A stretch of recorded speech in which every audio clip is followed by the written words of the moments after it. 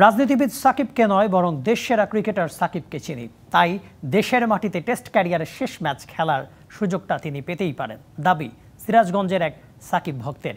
সাকিবের দেশে ফেরা ও শেষ টেস্ট খেলা নিয়ে মিশ্র প্রতিক্রিয়া জানিয়েছেন সিরাজগঞ্জের ক্রিকেট সমর্থকরা।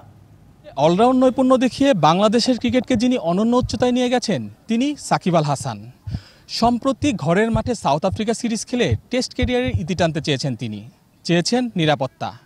এ নিয়ে দেশব্যাপী রয়েছে নানা আলোচনা সমালোচনা। এই বিষয় নিয়ে কি ভাবছেন সিরাজগঞ্জের ক্রিকেট অনুরাগীরা? কথা বলবো তাদের সাথে, জানবো তাদের ভাবনা।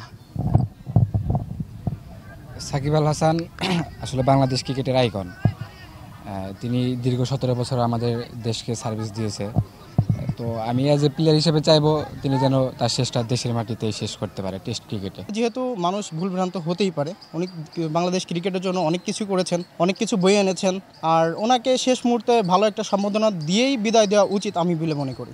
আমি রাজনৈতিক সাকিবকে চিনি না, এমপি সাকিবকে চিনি না, একজন ক্রিকেটার সাকিবকে হিসাবে আমার মনে হয় যে সাকিবকে এই দেশের মাটিতে একটু ইতি টানতে দেওয়ার সুযোগ দেওয়াটা আমার মনে হয় যে ভালো হয়। এখন এটা বিতর্ক, যেহেতু সারা দেশ পরে বিতর্ক চলছেই, তবে আমার মতো দলমত নির্বিশেষে বা যে কোনো কারণেই হোক সাকিব দেশের জন্য একটা অনন্য। যখন রাজনীতি ক্ষেত্রে যাবে তখন তাকে রাজনীতি প্রতিহিংসায় ফাঁদে পড়ে হয়ে যাবে, কিন্তু এখন সে বাংলাদেশে খেলার যে একটা শেষ খেলাটা খেলে সে অবসর নিতে যাচ্ছে, তাকে একটা সুযোগ দেওয়ার দরকার।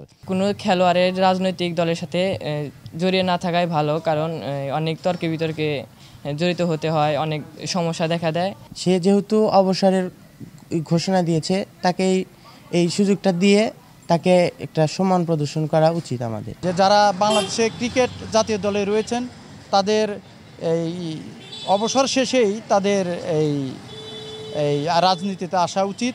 দর্শক শুনছিলেন সাকিব আল হাসানের অবসর নিয়ে সিরাজগঞ্জের ক্রিকেট অনুরাগীদের ভাবনা। খালিদ হৃদয়, ডিবিসি নিউজ, সিরাজগঞ্জ।